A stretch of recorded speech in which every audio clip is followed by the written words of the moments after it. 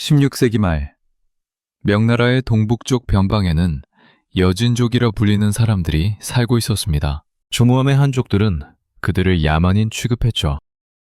하지만 역사는 종종 변방에서 시작됩니다. 그리고 이번에도 예외는 아니었어요. 1558년 한 아이가 태어났습니다. 이름은 누르하치였죠. 그의 할아버지와 아버지는 명나라 변방의 작은 부족장이었습니다. 볼 일 없는 지위였어요. 그런데 1583년 25살의 누르하치에게 비극이 찾아왔습니다. 명나라 군대와 다른 여진 부족의 싸움에 휘말려 그의 할아버지와 아버지가 돌아가신 거예요. 우연한 사고였지만 누르하치는 이를 평생의 원한으로 삼았습니다. 여기서 흥미로운 점이 있습니다. 누르하치는 복수를 위해 곧바로 칼을 뽑지 않았어요. 그는 먼저 흩어진 여진 부족들을 하나씩 통합하기 시작했죠. 설득도 하고 때로는 무력도 사용했습니다. 20년이 넘는 세월 동안 말이에요. 1616년이 되자 그는 드디어 만주 전역의 여진족을 통일하는데 성공했습니다. 그런데 누르하치가 정말 천재적이었던 건 따로 있었어요. 바로 팔기군이라는 군사 조직을 만든 겁니다. 이게 뭐냐면요. 군대이면서 동시에 사회 전체를 아우르는 시스템이었죠. 모든 만주인을 8개의 기, 그러니까 깃발 아래 나눠서 편성했습니다. 황기, 백기, 홍기, 람기 4개에다가 각각 테두리를 두른 4개를 더해 총 8개였어요. 이 팔기는 단순한 군대 조직이 아니었습니다. 평상시에는 농사 짓고 사냥하다가 전쟁이 터지면 모두가 군인이 되는 시스템이었죠. 오늘날로 치면 전 국민이 예비군인 셈이에요. 게다가 기별로 토지도 나눠주고 전리품도 분배했습니다. 그러니 싸울 이유가 명확했죠. 이기면 모두가 부자가 되는 겁니다. 1616년 누르하치는 명나라를 상대로 공식적인 독립을 선언했습니다. 국호는 후금이라고 정했어요. 예전에 만주 지역을 지배했던 금나라의 후예임을 자처한 거죠. 명나라 조정은 처음엔 코웃음 쳤습니다. 변방의 오랑캐가 감히 천자의 나라에 덤비다니. 우습게 본 거예요. 하지만 전쟁은 명나라의 예상을 완전히 빗나갔습니다. 1619년 사르후 전투에서 명나라 군대 10만 명이 누르하치의 6만 8기군에게 참패했어요. 이 한 번의 전투로 명나라의 동북 방어선이 완전히 무너졌죠. 왜 이런 일이 벌어졌을까요? 명나라 군대는 숫자는 많았지만 조직력이 형편없었습니다. 반면 8기군은 적었지만 하나의 주먹처럼 움직였어요. 게다가 기병 중심이라 기동력도 압도적이었죠. 1626년 누르하치는 죽기 직전에 8째 아들 홍타이지에게 권력을 물려줬습니다. 그리고 홍타이지야말로 청나라 건국의 진짜 설계자였어요. 그는 아버지보다 훨씬 큰 그림을 그리고 있었거든요. 단순히 만주 지역의 왕이 아니라 중원 전체의 황제가 되고 싶었던 겁니다. 홍타이지는 먼저 내부 개혁부터 시작했습니다. 여진이라는 이름을 버리고 만주라는 새 이름을 만들었어요. 1635년의 일이죠. 왜냐면요. 여진이라는 이름에는 야만족이라는 이미지가 박혀 있었거든요. 새로운 제국을 만들려면 새로운 정체성이 필요했던 겁니다. 그 다음 해인 1636년 홍타이지는 국호를 후금에서 청으로 바꿨습니다. 동시에 스스로 황제라 칭했어요. 이제 명나라와 대등한 제국임을 선언한 거죠. 하지만 명나라를 직접 공격하기엔 아직 힘이 부족했습니다. 그래서 홍타이지가 선택한 전략이 뭐였을까요? 바로 명나라의 동맹국인 조선을 먼저 무너뜨리는 것이었습니다. 1636년 12월 청나라 군대 12만 명이 압록강을 건넜습니다. 경자호란의 시작이었죠. 조선은 47일 만에 항복했어요. 인조가 삼전도에서 홍타이지에게 3번 절하고 9번 머리를 조아리는 삼배 구고두례를 행했습니다. 우리 역사에서 가장 치욕적인 순간 중 하나였죠. 그런데 홍타이지의 진짜 목적은 조선의 굴복이 아니었어요. 그는 이 전쟁을 통해 두 가지를 얻었습니다. 첫째, 명나라를 포위하는 전략적 고리를 완성했죠. 둘째, 그리고 더 중요한 건 조선의 항복을 받아냄으로써 자신이 진짜 황제임을 입증한 겁니다. 천자만이 제후에 항복을 받을 수 있으니까요. 1643년 홍타이지가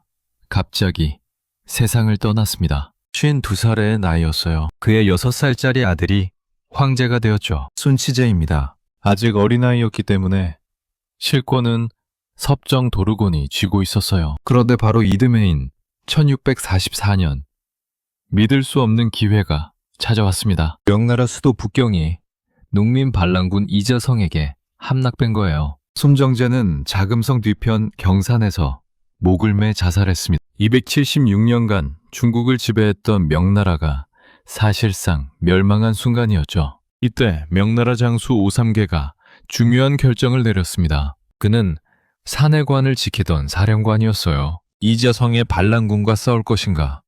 아니면 청나라의 도움을 청할 것인가? 오삼계는 후자를 선택했습니다. 여기엔 개인적인 원한도 작용했어요. 이자성이 오삼계의 애첩 진원원을 빼앗아갔거든요. 오삼계가 산해관 문을 열어줬습니다. 청나라 군대가 마침내 만리장성을 넘어 중원으로 진입했어요. 도르고는 이자성의 반란군을 단숨에 격파했습니다. 그리고 1644년 10월 어린 순치제가 북경 자금성에 입성했죠. 만주의 작은 부족이 천하의 중심에 발을 디딘 겁니다. 여기서 우리가 주목해야 할 점이 있습니다. 청나라는 단순히 무력으로만 중국을 정복한 게 아니에요. 그들은 명나라의 멸망이 만든 권력 공백을 정확히 이용했죠. 오삼계 같은 한족 장수들을 끌어들이고 명나라의 관료 시스템을 그대로 유지했습니다. 정복자가 아니라 질서의 회복자처럼 행동한 거예요. 누르하치가 씨앗을 뿌렸고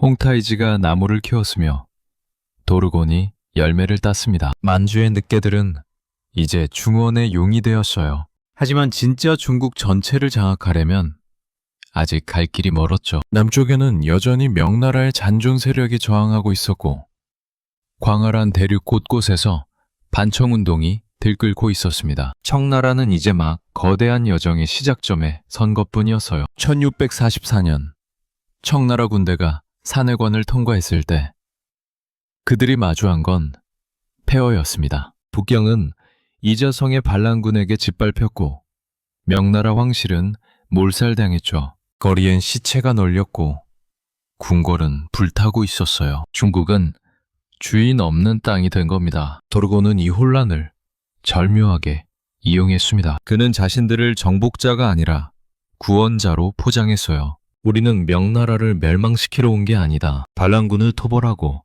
질서를 회복하러 왔다. 이런 식이었죠. 실제로 청군은 이자성의 군대를 추격해 섬멸했습니다. 명나라 유신들은 복잡한 심정이었을 거예요. 오랑캐가 천자의 원수를 갚아준 셈이니까. 하지만 중국 정복은 생각보다 훨씬 어려운 일이었습니다. 북경을 차지했다고 해서 중국 전체를 손에 넣은 건 아니었거든요. 남쪽에서는 명나라 황족들이 남명 정권을 세우고 저항했어요. 홍광제, 육무제, 영력제로 이어지는 남명의 황제들이 강남 지역을 중심으로 반청운동을 이끌었죠. 청나라는 이 저항을 하나하나 분쇄해야 했습니다. 1645년 양주 함락 때는 참혹한 학살이 벌어졌어요. 10일 동안 도시 전체가 피로 물들었죠. 역사는 이를 양주 10일이라 기록했습니다. 청나라가 보낸 메시지는 명확했어요. 저항하면 죽는다는 거였죠.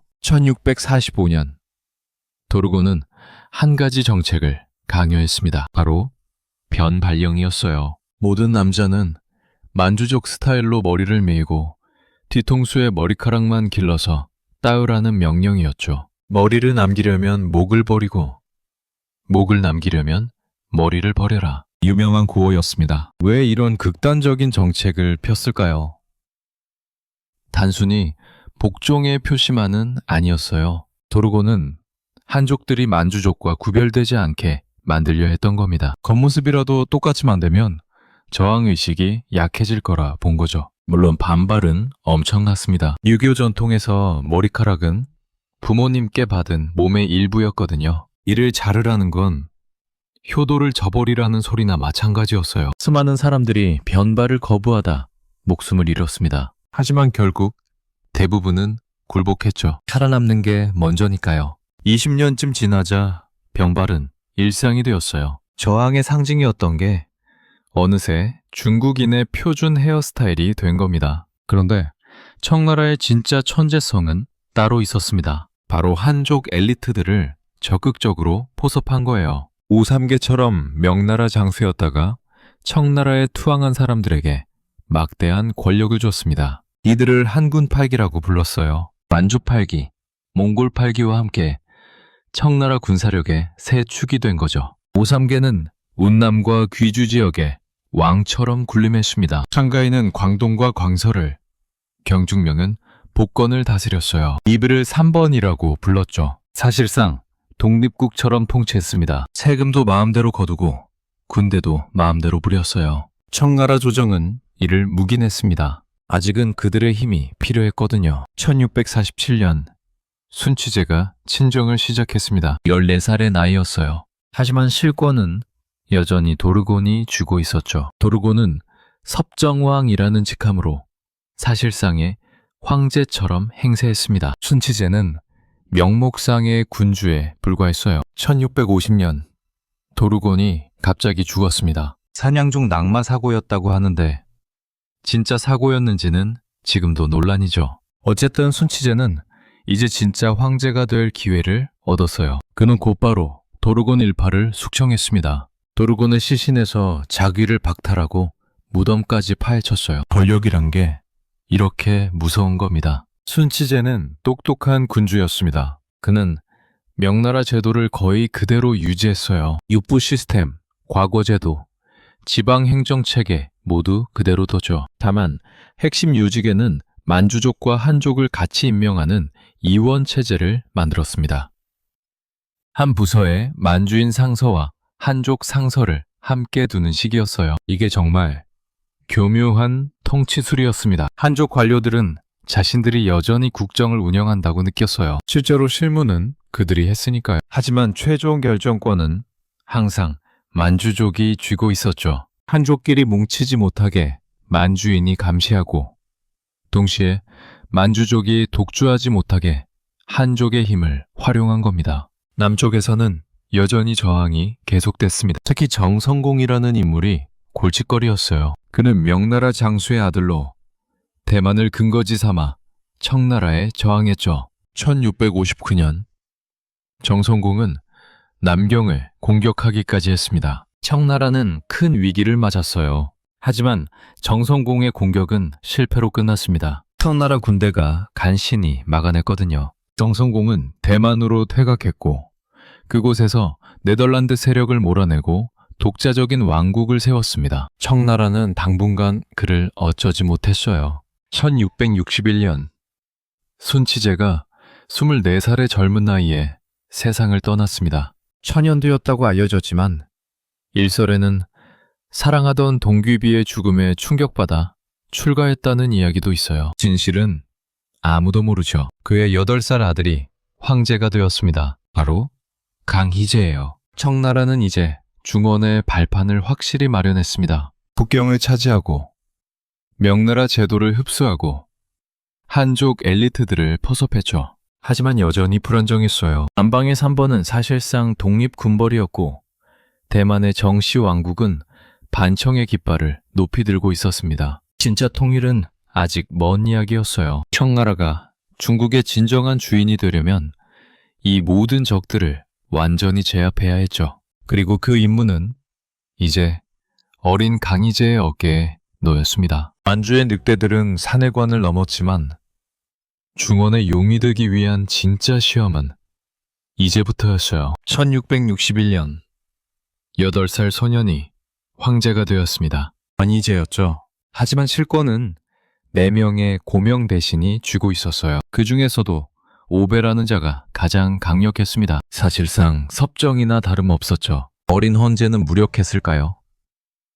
천만에요. 강희제는 어릴 때부터 남달랐습니다. 겉으로는 순종하는 척하면서 속으로는 칼을 갈고 있었어요. 1669년 16살이 된 강희제가 마침내 움직였습니다. 오배를 영모죄로 체포해 처형한 거예요. 쿠데타나 다름없었죠. 이 사건으로 강희제는 진짜 권력을 손에 넣었습니다. 그리고 곧바로 거대한 위기가 찾아왔어요. 바로 3번의 난이었죠. 1673년 강희제가 3번 세력을 축소하려 하자 오삼계가 반란을 일으킨 겁니다. 오삼계의 명분은 명확했습니다. 청나라가 한족을 탄압한다. 명나라를 회복하자 그는 주나라를 세우고 스스로 황제라 칭했어요. 상가이와 경중명도 호응했죠. 3번이 동시에 들고 일어난 겁니다. 순식간에 중국 남부 절반이 반란군 수중에 떨어졌습니다. 섬서성,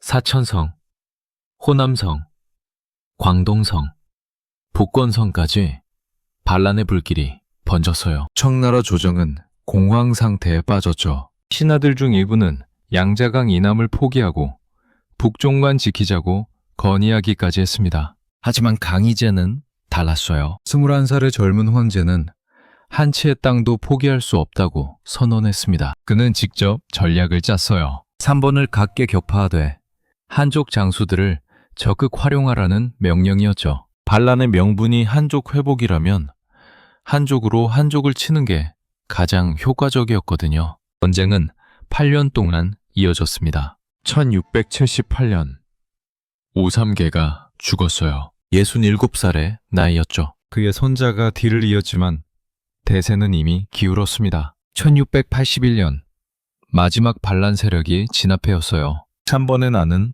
청나라의 승리로 끝났죠. 이 전쟁이 청나라에 준 교훈은 명확했습니다. 한족 군벌에게 너무 많은 권력을 주면 안 된다는 거였어요. 강희제는 전쟁 후 지방 군벌 시스템을 완전히 해체했습니다. 대신 중앙에서 파견하는 총독과 순무 체제로 바꿨죠. 지방 세력이 다시는 독립적인 힘을 갖지 못하게 만든 겁니다. 다음 목표는 대만이었습니다. 정성공의 손자 정극상이 여전히 대만을 지배하고 있었거든요. 1683년 청나라 수군이 대만 해협을 건넜어요. 지휘관은 실랑이라는 인물이었는데 놀랍게도 원래 정씨 왕국의 장수였습니다. 투항한 거죠. 대만 정복은 생각보다 쉬웠습니다. 정극상은 제대로 싸워보지도 못하고 항복했어요. 청나라는 마침내 중국 본토와 대만 모두를 손에 넣었습니다. 명나라의 마지막 저항 세력이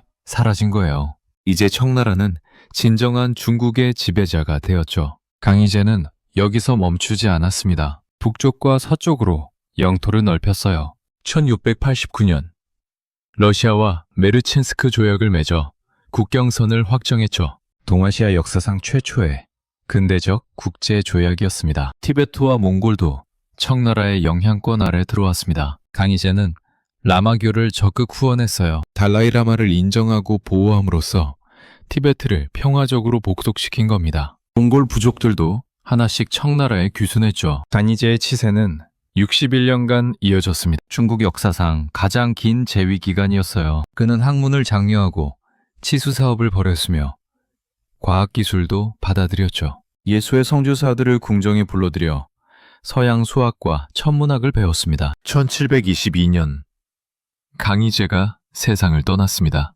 69살이었어요. 그의 넷째 아들이 황제가 되었죠. 바로 옹정제입니다. 형제들 사이에 치열한 권력 투쟁이 있었지만 결국 그가 승리했어요. 옹정제는 아버지와는 완전히 달랐습니다. 강희제가 관대하고 포용적이었다면 옹정제는 내목하고 철저했어요. 그는 즉위하자마자 형제들을 숙청했습니다. 하지만 옹정제의 진짜 무서움은 다른 데 있었습니다. 바로 개혁이었어요. 그는 청나라의 비효율을 하나하나 뜯어 고쳤습니다. 가장 중요한 게 세금 제도 개혁이었죠. 지정은제라는 새로운 시스템을 도입했어요. 예전에는 인두세와 토지세를 따로 걷었습니다. 그러다 보니 농민들이 세금을 피하려고 호적에서 이름을 빼는 일이 많았어요. 옹정제는 이 둘을 합쳤죠. 토지를 기준으로만 세금을 매긴 겁니다. 훨씬 간단하고 효율적이었어요. 또 하나, 옹정제는 비밀주자 제도를 만들었습니다. 황제와 신하가 직접 소통하는 암호화된 상주문 시스템이었어요. 기존 관료 조직을 우회해서 정보를 얻을 수 있었죠. 황제 권력이 더욱 강화된 겁니다. 옹정제는 부지런했습니다. 새벽부터 밤늦게까지 상주문을 직접 읽고 붉은 글씨로 비평을 썼어요. 하루에 수십 건씩 처리했죠. 덕분에 국가 재정이 크게 늘어났습니다. 강희제 말년에 800만 냥이었던 국고가 옹정제 때는 6천만 냥으로 불어났어요. 하지만 그 대가는 혹독했습니다.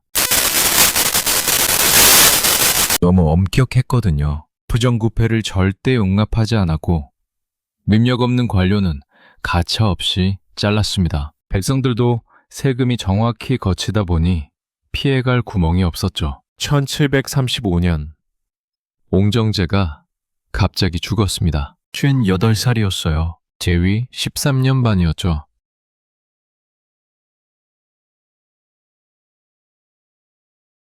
그리고 운도 좋았죠. 6천만 냥이라는 어마어마한 국고를 물려받았으니까요. 권륭제 시대에 청나라는 최대 판도에 이르렀습니다. 서쪽으로는 신강 지역을 정복했어요. 1745년부터 10여 년간의 전쟁 끝에 신강 전역을 복속시켰죠.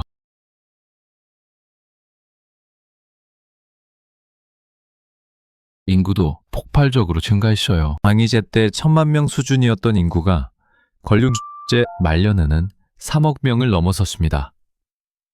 주접전 천재지 때 농업 생산력이 늘어나고 사회가 안정되었기 때문이죠. 옥수수, 고구마 같은 신작물도 보급되어 더 많은 사람을 먹여 살릴 수 있었어요. 간희, 옹정, 권륭, 3대 134년. 이 시기를 강건성세라고 부릅니다. 청나라의 황금기였죠. 동아시아는 물론이고 세계적으로도 가장 강력한 제국 중 하나였어요. 경제력, 군사력, 문화력, 모든 면에서 정점에 달했습니다. 하지만 모든 전성기에는 씨앗이 숨어있는 법이죠.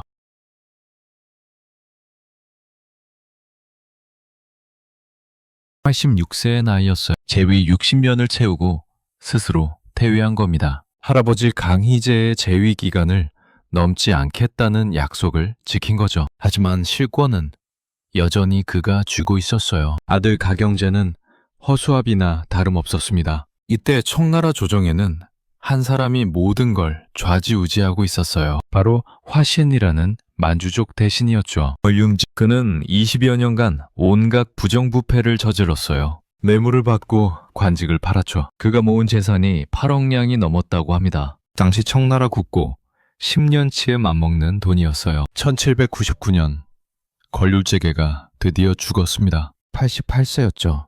가경제는 즉시 화신을 체포했습니다. 죄목을 나열하니 20가지가 넘었어요. 화신은 자살을 명령받았죠. 그의 재산은 모두 몰수되었습니다. 하지만 문제는 화신 한 명이 아니었어요. 청나라 관료사회 전체가 썩어 있었거든요. 강건성세 100여 년 동안 쌓인 부패가 이제 골마 터지기 시작한 겁니다. 지방 관료들은 세금을 착복했고 군대는 훈련도 제대로 안 했어요. 더 큰 문제가 있었습니다. 인구였죠. 권유원정제 때 3억 명이었던 인구가 가경제 때는 4억 명에 육박했어요. 경작지는 그대로인데 사람만 늘어난 겁니다. 먹을 게 부족해졌죠. 농민들은 산으로 올라가 화전을 일궜지만 역부족이었습니다. 1800년대 초부터 곳곳에서 반란이 일어났어요. 배련교도의 난이 대표적이었죠. 1796년부터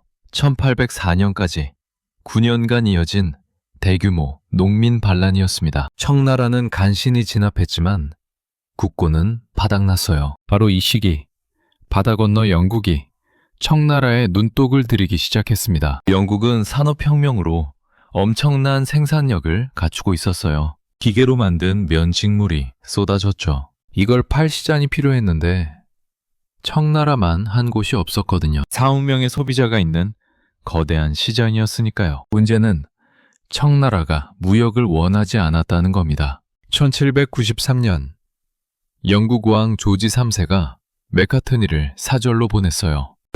메카트니는 영국의 최신 발명품들을 선물로 가져왔습니다. 하지만 걸룸지제의 반응은 차갑기만 했어요. 주젠제 총재 차갑기만 해. 우리 천조국은 모든 것이 풍족하다. 너희 오랑캐 나라의 물건이 필요 없다. 이런 식이었죠. 게다가 메카테니가 309고도를 거부하자 걸률전우는 무례하다며 화를 냈습니다. 기어는 미저구저공 진점이다. 과를 점하는 그런 배고 중잼이다. 과잼이다. 거진제는 그 당의 보진이어 거푸스 청나라 입장에서는 당연한 반응이었어요. 수천 년간 중국은 세계의 중심이었거든요. 주변 나라들이 조공을 바치고 황제에게 절하는 게 당연했죠. 영국도 그저 또 하나의 변방 국가일 뿐이었습니다. 영국은 다른 방법을 찾았습니다. 정상적인 무역이 안 되면 비정상적인 방법을 쓰는 거였어요. 바로 아편이었죠. 영국은 인도에서 재배한 아편을 청나라에 밀수출하기 시작했습니다. 왜 아편이었을까요?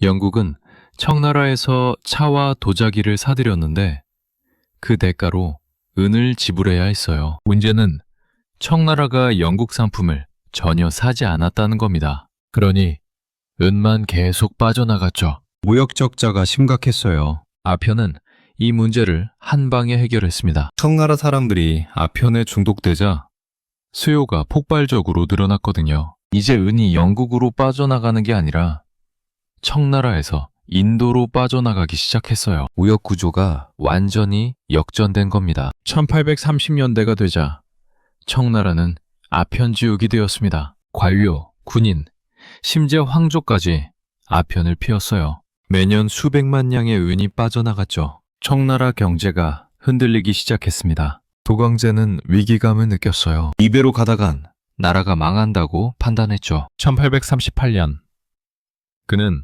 인칙서라는 관료를 광주로 보냈습니다. 아편 무역을 단속하라는 명령이었어요. 임칙서는 강경했습니다. 그는 광주에 도착하자마자 외국 상인들에게 모든 아편을 내놓으라고 요구했어요. 거부하면 무역을 중단하겠다고 위협했죠. 영국 상인들은 어쩔 수 없이 2만 상자가 넘는 아편을 내놓았습니다. 1839년 6월 임칙서는 이 아편을 모두 바다에 버렸어요.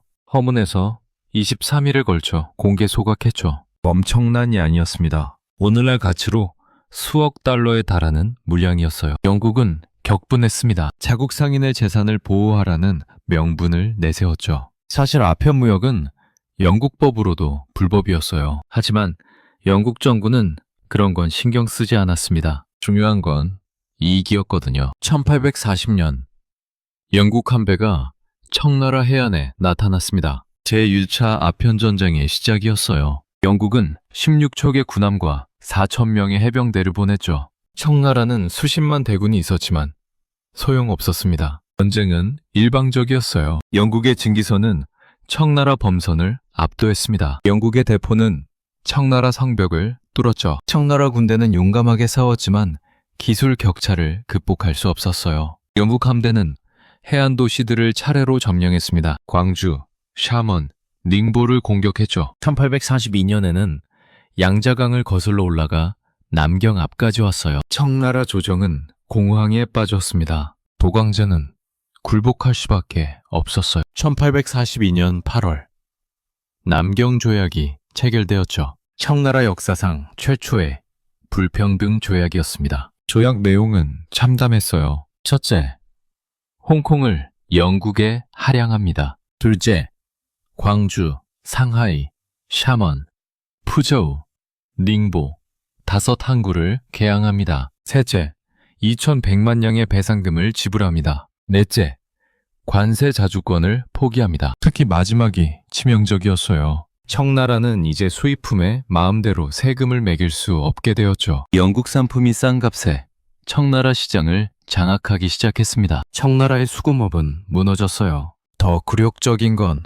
따로 있었습니다. 치외법권이었죠. 영국인이 청나라에서 범죄를 저질러도 청나라 법으로 처벌할 수 없었어요. 영국 영사가 재판했습니다. 청나라 땅에 청나라 법이 미치지 않는 섬이 생긴 겁니다. 아편 전쟁의 충격은 엄청났습니다. 천조국의 자존심이 산산조각 났어요. 서양 오랑캐가 중화 제국을 무릎 꿇린 거죠. 더 무서운 건 이게 시작에 불과했다는 겁니다. 다른 서양 열강들도 줄을 섰어요. 미국, 프랑스가 비슷한 조약을 요구했죠. 청나라는 거부할 힘이 없었습니다. 불평등 조약 체제가 만들어진 거예요. 청나라는 이제 반식민지 상태로 전락했습니다. 바다 건너온 재앙은 청나라를 완전히 바꿔놓았어요. 세계의 중심이라던 제국이 서양 열강의 먹잇감이 된 겁니다. 그리고 이건 끝이 아니었죠. 진짜 지옥은 이제부터 시작이었습니다. 아편 전쟁의 굴욕이 채 가시기도 전에 청나라에는 더 무서운 재앙이 찾아왔습니다. 외부의 적이 아니라 내부에서 터진 폭탄이었죠. 바로 태평천국의 난이었어요. 1881년 광동성의 한 가난한 농가에서 아이가 태어났습니다. 이름은 홍수전이었어요. 그는 똑똑한 아이였죠. 책을 좋아했고 과거 시험을 준비했습니다. 하지만 번번이 떨어졌어요. 4번이나 도전했지만 결과는 똑같았죠. 1837년 세 번째 낙방 후 홍수전은 심한 열병을 앓았습니다. 40여일 동안 정신을 잃고 헛소리를 했어요. 깨어난 후 그는 이상한 이야기를 했죠. 꿈에서 수염난 노인을 만났는데 그가 자신을 아들이라 부르더라는 겁니다. 그리고 악마를 무찌르라고 검을 주었다고 했어요. 처음엔 아무도 신경 쓰지 않았습니다. 열병 때문에 본 환각이라고 여겼죠. 하지만 1843년 홍수전은 우연히 기독교 전도 책자를 읽게 되었어요. 그 순간 모든 게 연결되었습니다. 꿈속에 수염난 노인이 하나님이고 자신은 예수의 동생이라고 확신한 거예요. 홍수전은 설교를 시작했습니다. 나는 하나님의 아들이다. 중국의 모든 우상을 파괴하고 천국을 세워야 한다. 미친 소리처럼 들렸죠. 하지만 놀랍게도 사람들이 모여들었어요. 왜였을까요? 당시에 광서성과 광동성 일대는 지옥이었습니다. 아편전쟁 후 은이 빠져나가면서 물가가 폭등했어요. 세금은 늘어났고 관리들의 부패는 극에 달했죠. 농민들은 굶주렸고 도적대가 횡행했습니다. 절망한 사람들에게 홍수전의 메시지는 희망으로 들렸어요. 1850년 광서성 금전촌에 3만 명이 모였습니다. 홍수전은 배상제회라는 조직을 만들었어요. 하나님을 숭배한다는 뜻이었죠. 하지만 실제로는 무장 집단이었습니다. 청나라 관청을 습격하고 지주들의 재산을 빼앗았어요. 1851년 1월 홍수전은 드디어 반란을 선언했습니다. 국호는 태평천국이라고 정했어요. 천하가 태평해진다는 의미였죠. 그리고 스스로를 천왕이라 칭했습니다. 하나님의 아들이자 중국의 진짜 황제라는 거였어요. 반란군은 눈덩이처럼 불어났습니다. 수개월 만에 10만 명이 넘었어요. 대부분 농민들이었지만 광부, 떠돌이, 심지어 탈영병까지 합류했죠. 청나라 관군은 속수무책이었습니다. 아편에 절어있던 군대가 제대로 싸울 리 없었거든요. 1852년 태평군은 북쪽으로 진격하기 시작했습니다. 호남성을 거쳐 호북성으로 다시 강서성으로 밀고 올라갔어요. 가는 곳마다 도시를 점령하고 관리들을 처형했죠. 청나라 조정은 공포에 떨었습니다. 1853년 3월 태평군이 남경을 포위했습니다. 당시 남경은 중국 남부 최대의 도시였어요. 보름 만에 성벽이 무너졌죠. 홍수전은 남경을 천경이라 개명하고 수도로 삼았습니다. 하늘의 서울이라는 뜻이었어요. 이제 중국에는 두 개의 정권이 있었습니다. 북쪽의 청나라와 남쪽의 태평천국이었죠. 양자강을 경계로 나뉜 겁니다. 태평천국은 강남의 부유한 지역을 차지했어요. 인구로만 3천만 명이 넘었습니다. 홍수전의 천국은 기괴했습니다. 그는 엄격한 종교 율법을 강요했어요. 우상 숭배 금지, 아편 금지, 도박 금지까지는 이해가 갑니다. 하지만 남녀를 완전히 분리했죠. 부부조차 함께 살 수 없었어요. 성별로 나눠서 집단 생활을 시켰습니다. 토지는 모두 공유했습니다. 천조 전무 제도라고 불렀어요. 모든 땅을 똑같이 나눠주겠다는 약속이었죠.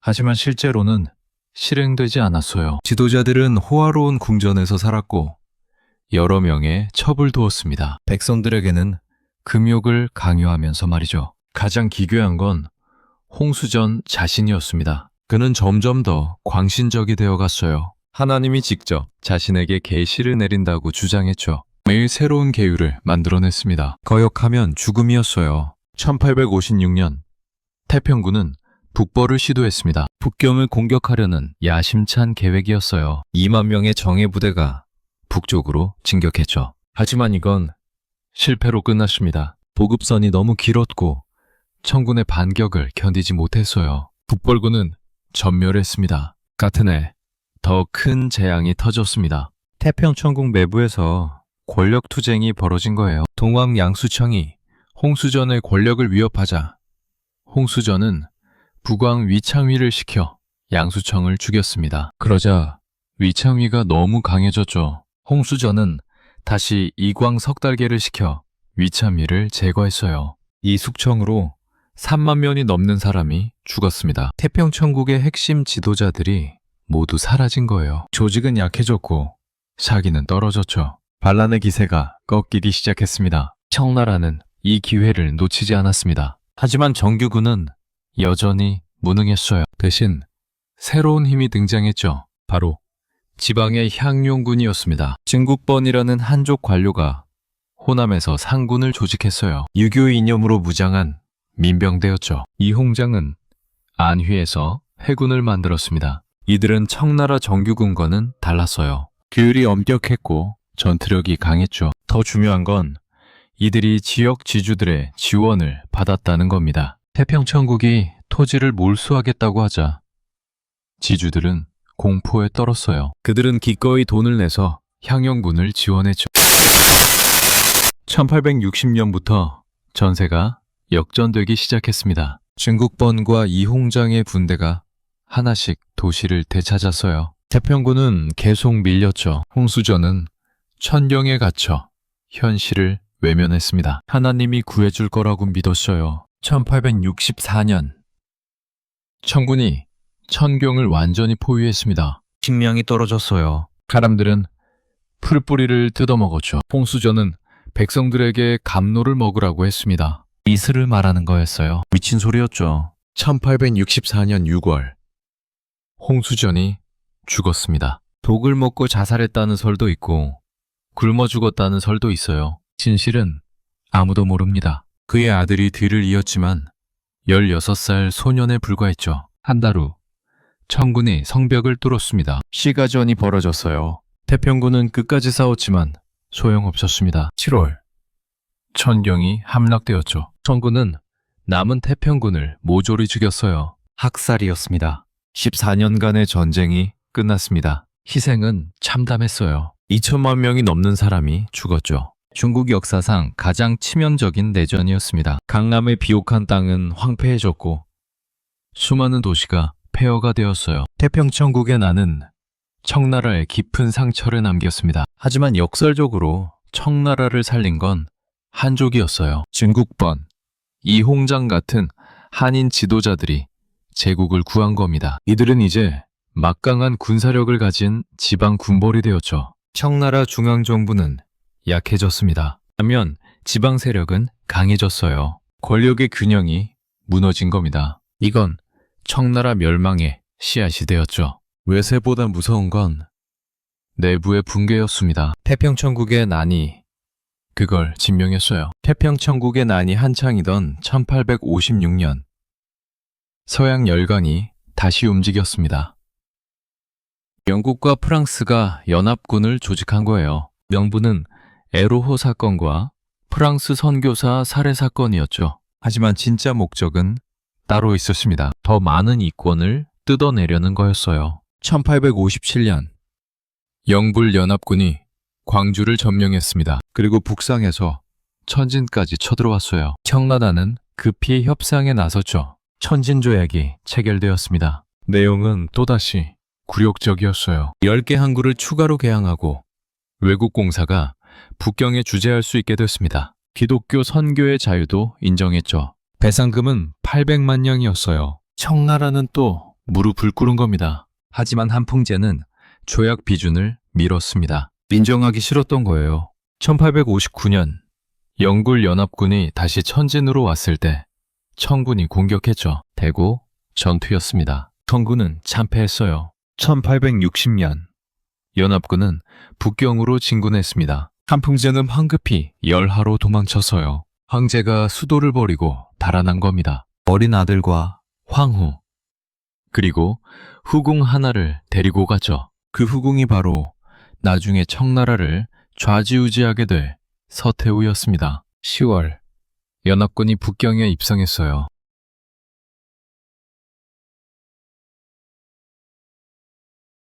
들고 갈 수 없는 건 부쉈죠. 1000년 넘게 축적된 중국 문화재가 순식간에 사라졌습니다. 그리고 영국군 사령관 엘긴이 명령을 내려서요. 원명원을 불태워라. 왜였을까요?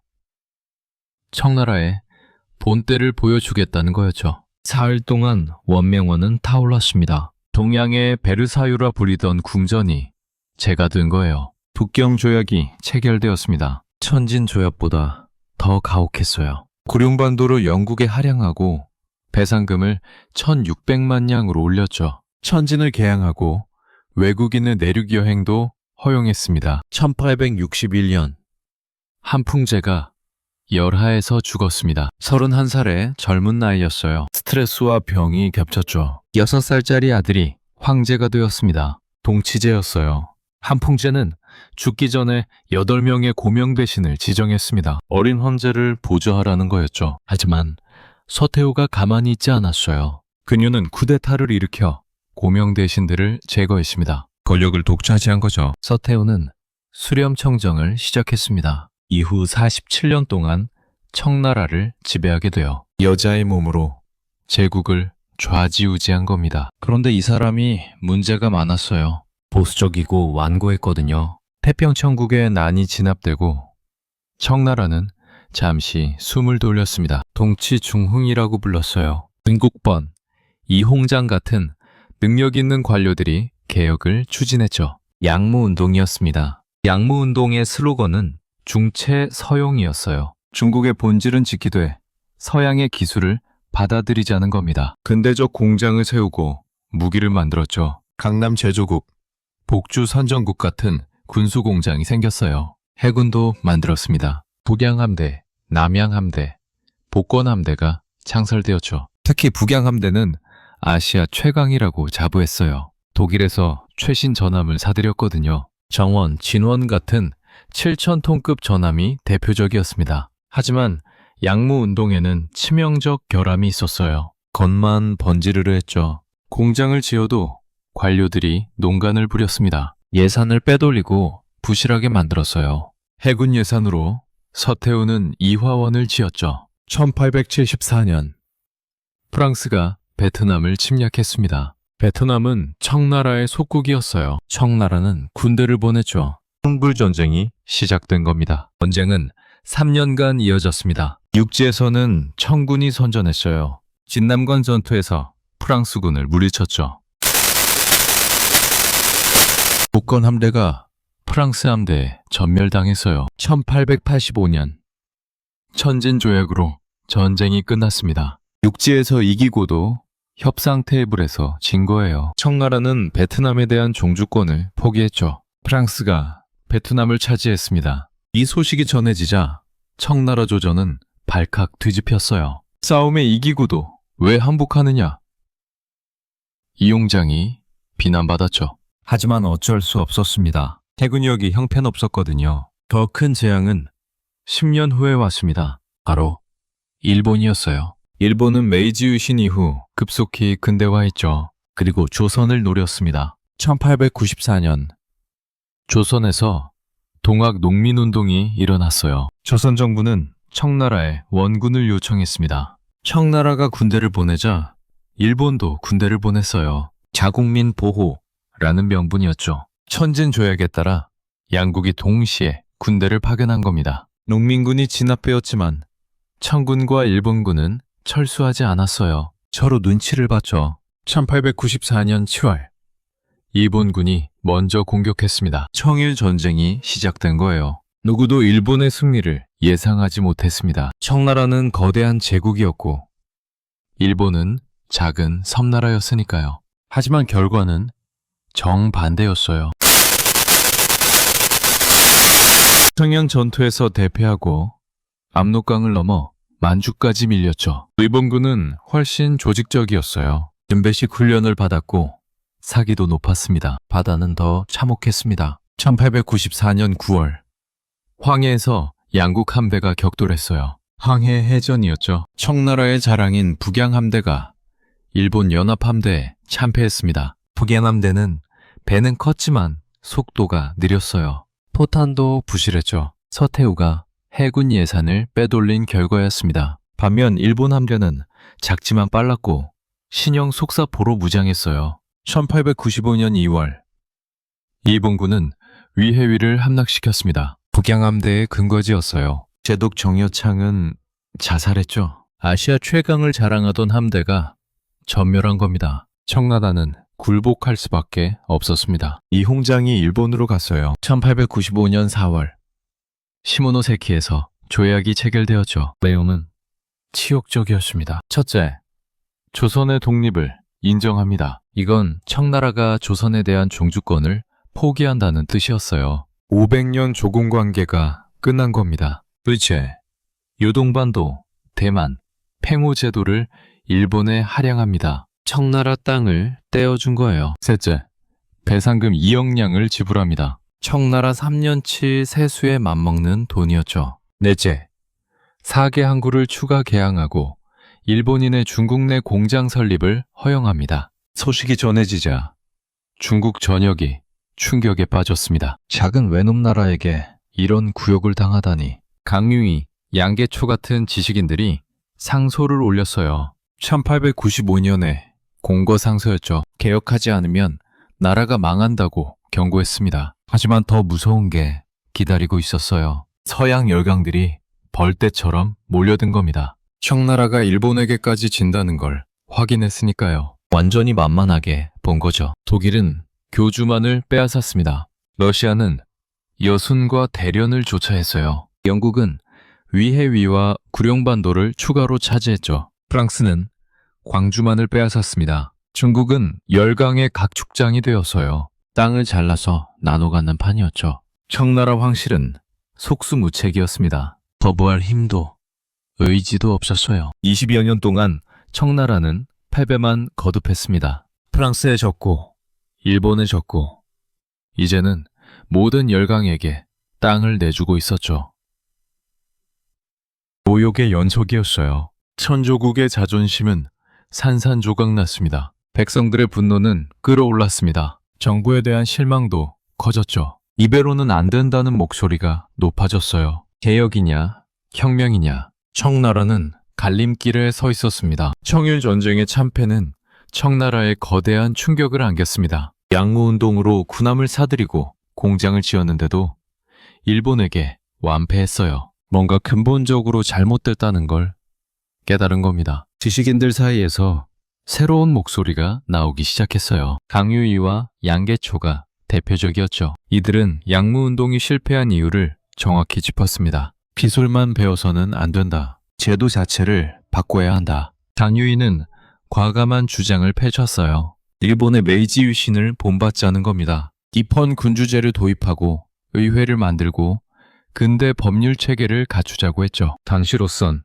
혁명적인 생각이었습니다. 1898년 드디어 기회가 왔습니다. 광서제가 강유희를 불러들인 거예요. 광서제는 28살의 젊은 황제였죠. 그는 절망하고 있었습니다. 청일전쟁의 굴욕을 겪었고 나라가 쪼개지는 걸 지켜봐야 했으니까요. 게다가 광서제는 실권이 없었어요. 진짜 권력은 서태후가 쥐고 있었죠. 서태후는 그의 고모이자 양어머니였습니다. 광서제는 꼭두각시 황제에 불과했어요. 하지만 이때만큼은 달랐습니다. 광서제는 개혁을 결심했어요. 1898년 6월 11일 첫 조서가 매려졌죠. 개혁을 시작한다. 낡은 제도를 타파하고 새로운 중국을 만든다. 백일 유신이 시작된 겁니다. 강유희, 양계초, 담사동 같은 개혁파가 황제를 도왔어요. 조서가 비처럼 쏟아졌죠.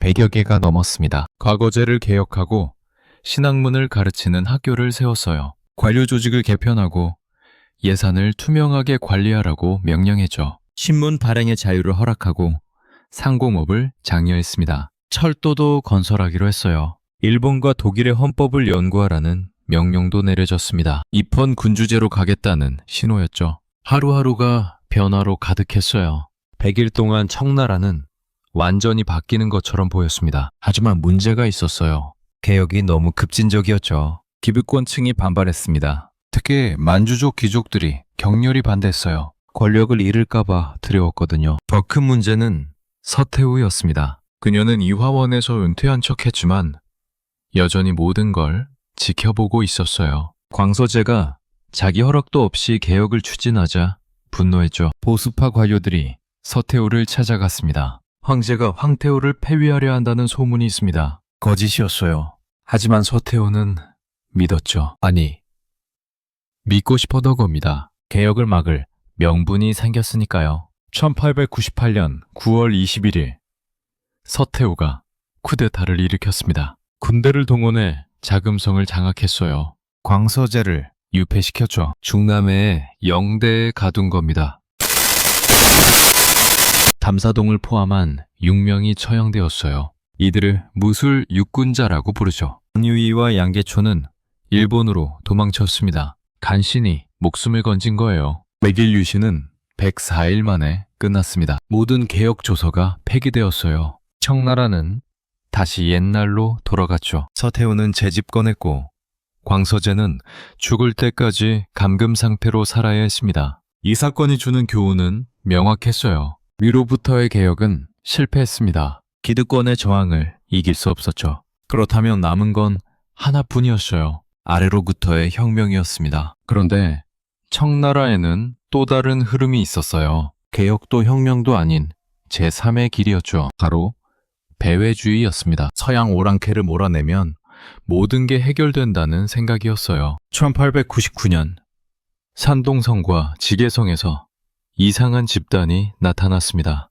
의화단이라고 불렸어요. 권법을 익히고 부적을 지니면 총알도 막을 수 있다고 믿었죠. 미신이었지만 사람들은 믿었습니다. 의화단의 구호는 간단했어요. 부청멸양, 청나라를 돕고 서양을 멸하자는 뜻이었죠. 처음에는 청나라 조정도 이들을 탄압했습니다. 비밀결사로 봤거든요. 하지만 서태후의 생각이 바뀌었어요. 열강이 점점 더 많은 걸 요구하자 화가 났죠. 이 의화단을 이용하면 서양 오랑캐를 몰아낼 수 있지 않을까? 위험한 계산이었습니다. 1900년 6월 의화단이 북경으로 몰려왔습니다. 수만 명이 되었어요. 그들은 외국인을 습격했죠. 교회를 불태우고 선교사를 죽였습니다. 철도를 파괴하고 전신선을 끊었어요. 서태후는 이들을 막지 않았습니다. 오히려 격려했어요. 6월 21일 놀라운 선전포고가 내려졌죠. 청나라가 11개국에 동시에 선전포고를 한 겁니다. 정신이 나간 결정이었어요. 의화단과 청군이 함께 북경의 동교 민항을 공격했습니다. 외국 공사관이 모여있던 곳이었어요. 55일간 포위 공격이 이어졌죠. 공사관에 갇힌 외국인들은 필사적으로 버텼습니다. 8개국 연합군이 조직되었습니다. 영국, 미국, 프랑스, 독일, 러시아, 일본, 이탈리아, 오스트리아였어요. 2만 명의 연합군이 천진을 거쳐 북경으로 진격했죠. 의화단은 총알을 막을 수 없었습니다. 부적도 소용없었어요. 근대 무기 앞에서 권법은 무의미했죠. 의화단은 학살당했습니다. 청군도 마찬가지였어요. 1900년 8월 14일 연합군이 북경에 입성했습니다. 서태후는 또다시 도망쳤어요. 이번엔 서안까지 갔죠. 광서제를 억지로 끌고 간 겁니다. 황제와 황태후가 수도를 버리고 도망친 거예요. 연합군은 북경을 점령하고 약탈했습니다. 자금성도 털렸어요. 수많은 문화재가 사라졌죠. 의화단은 물론이고 무고한 백성들도 죽었습니다. 보복이었어요. 1901년 9월 신축조약이 체결되었습니다. 역대 가장 가혹한 조약이었죠. 첫째, 배상금 4억 5천만 넹을 39년에 걸쳐 갚습니다. 이자까지 합치면 10억량이 넘었어요. 청나라 12년치 세수였죠. 둘째, 외국 군대가 북경에서 산해관까지의 주요 지점을 점령합니다. 수도에 외국 군대가 주둔하는 겁니다. 셋째, 대구 포대를 파괴합니다. 청나라의 해안 방어시설을 없애는 거였어요. 넷째, 의화단에 가담한 관리들을 처벌하고 무기 수입을 금지합니다. 청나라는 완전히 반식민지가 되었습니다. 주권은 이름뿐이었어요. 서태후는 1901년 말에야 북경으로 돌아왔죠. 돌아오는 길에 외국 공사들에게 사주했습니다. 황태후가 고개를 숙인 겁니다. 아이러니하게도 이 사건 이후 서태후가 개혁을 시작했어요. 친정이라고 불렀죠. 광서제가 하려던 걸 이제 와서 하는 겁니다. 과거제를 폐지하고 신식학교를 세웠어요. 헌법 제정도 약속했죠. 하지만 너무 늦었습니다. 백성들은 더 이상 청나라를 믿지 않았어요. 혁명의 기운이 곳곳에서 타오르고 있었죠. 개혁은 실패했습니다. 보수 세력이 너무 강했고 개혁파는 너무 약했어요. 애외주의도 실패했죠. 근대 무기 앞에서 미신은 무력했습니다. 이제 남은 건 혁명뿐이었어요. 청나라는 마지막 10년을 맞이하고 있었습니다. 2200년 제국시대의 종말이 다가오고 있었죠. 의화단 사건 이후 청나라는 껍데기만 남았습니다. 외국 군대가 수도에 주둔하고 막대한 배상금에 짓눌려 있었죠. 백성들의 분노는 임계점에 달했어요. 해외에서는 새로운 움직임이 시작되고 있었어요. 손문이라는 인물이 혁명을 외치고 있었죠. 그는 광동성 출신의 의사였습니다. 하와이에서 자랐고 홍콩에서 의학을 공부했어요. 서양 문물을 일찍 접한 인물이었죠. 손문은 청나라를 뒤엎어야 한다고 확신했습니다. 1894년부터 혁명 조직을 만들기 시작했어요. 훈중회 화음회를 거쳐 1905년에는 동맹회를 결성했죠. 일본 도쿄에서였습니다. 동맹회의 강령은 명확했어요. 삼민주의였죠. 민족주의로 만주족을 몰아내고 민권주의로 공화국을 세우고 민생주의로 토지를 평등하게 나누자는 겁니다. 혁명적이었어요.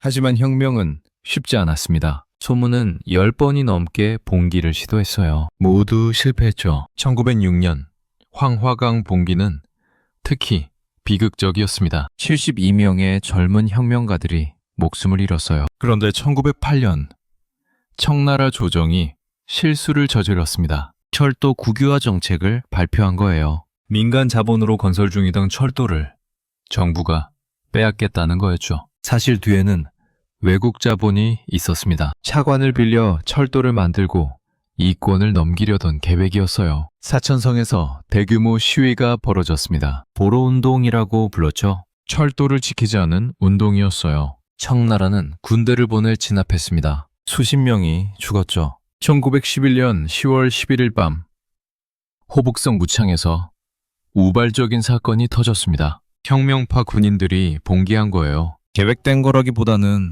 우연에 가까웠죠. 청나라 관원이 혁명파 명단을 입수했고 체포가 임박하자 급하게 일으킨 겁니다. 하지만 이 우연이 역사를 바꿨어요. 무창의 신군이 혁명군에 합류했죠. 하룻밤 사이에 무창이 혁명군 손에 넘어갔습니다. 소식이 전국으로 퍼졌어요. 놀라운 일이 벌어졌습니다. 호남, 섬서, 강서, 산서, 운남이 청나라로부터 독립했죠. 한 달 만에 15개 성이 혁명에 동참했습니다. 청나라 조정은 패닉에 빠졌어요. 신정개혁으로 만든 신군이 혁명군이 되어버렸죠. 누구를 믿어야 할지 알 수 없었습니다. 서태후는 이미 1908년에 죽었어요. 광서제도 그 전날 의문의 죽음을 당했죠. 이제 황제는 선통제였습니다. 부이라는 어린아이였어요. 1908년에 즉위했을 때 겨우 3살이었죠. 1911년에도 6살에 불과했습니다. 섭정은 그의 아버지 순친왕 제품이었어요. 제품은 무능했습니다. 혁명을 막을 능력이 없었죠. 결국 청나라는 한 사람에게 의지할 수밖에 없었어요. 바로 리안스카이였습니다. 청나라에서 가장 강력한 군대를 지휘했죠. 하지만 1908년 서태후와 광서재가 죽기 직전에 해임되어 고향에서 칩거하고 있었습니다. 권력투쟁에서 밀린 거였어요. 혁명이 터지자 청나라는 위안스카이를 다시 불렀습니다. 군대를 이끌고 혁명군을 진압해달라. 위안스카이는 조건을 걸었어요. 내각 총리 대신 자리를 달라. 청나라는 받아들일 수밖에 없었죠. 위안스카이는 군대를 이끌고 남아있습니다. 그는 혁명군을 격파할 능력이 있었어요. 실제로 몇 번의 전투에서 이겼죠. 하지만 그는 전쟁을 끝내지 않았습니다. 오히려 질질 끌었어요. 왜였을까요? 위안스카이는 양쪽을 저울질하고 있었던 겁니다. 청나라와 혁명군, 어느 쪽이 자신에게 더 유리한지 계산하고 있었죠. 그는 야심가였어요. 중국의 진짜 주인이 되고 싶었습니다. 1911년 12월 소문이 귀국했습니다. 그는 미국에서 혁명 소식을 들었어요. 서둘러 중국으로 돌아온 거죠. 12월 29일 남경에서 임시정부가 수립되었습니다. 소문이 임시대총통으로 선출되었어요. 중국에는 이제 두 개의 정부가 있었습니다. 북경의 청나라와 남경의 중화민국이었죠. 내전이 장기화될 조짐이었어요. 하지만 손문은 현실을 알고 있었습니다. 자신에게는 군대가 없었죠. 손문은 위안스카이에게 제안했습니다. 청나라 황제를 퇴위시키면 대총통 자리를 넘기겠다. 놀라운 제안이었어요. 혁명의 리더가 권력을 포기하겠다는 거였죠. 하지만 현실적 판단이었습니다. 위안스카이 없이는 혁명이 성공할 수 없었거든요. 위안스카이는 흔쾌히 받아들였습니다. 그는 이미 마음을 정한 상태였어요. 청나라에는 미래가 없다고 판단했죠. 그는 북경으로 돌아가 황씨를 압박하기 시작했습니다. 1912년 2월 상황이 급박하게 돌아갔어요. 황제가 퇴위하지 않으면 군대가 움직일 수 없다. 협박이었죠. 순친왕 제풍은 고립되었습니다. 군대도 돈도 지지 세력도 없었어요. 만주족 귀족들은 저마다 살 길을 찾느라 바빴죠. 황씨를 지키려는 사람은 아무도 없었습니다. 1912년 2월 12일 마침내 퇴위 조서가 발표되었습니다. 6살 황제 부위의 이름으로 나온 조서였죠. 내용은 이랬어요.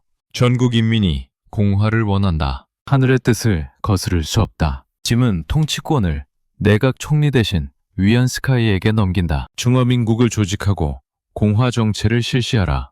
2276년 제국의 역사가 끝났습니다. 진시황이 황제 제도를 만든 게 기원전 221년이었어요. 그로부터 2113년 만에 황제가 사라진 겁니다. 청나라만의 이야기도 아니었어요. 수천 년간 왕조 체제 자체가 종말을 고한 거죠. 이건 단순한 왕조 교체가 아니었습니다. 체제 자체가 바뀐 거예요. 황실에는 우대 조건이 주어졌습니다. 황제의 존호를 유지하고 자금성에 계속 거주할 수 있었어요. 매년 400만 냥의 세비도 받기로 했죠. 마치 작은 나라처럼 자금성 안에서 살 수 있게 한 겁니다. 하지만 이것도 오래가지 못했어요. 1924년 군벌 풍옥상이 부위를 자금성에서 쫓아냈습니다. 황제는 일본 조계지로 도망쳤죠. 1932년 일본이 만주국을 세우자 부위는 꼭두각시 황제가 되었어요.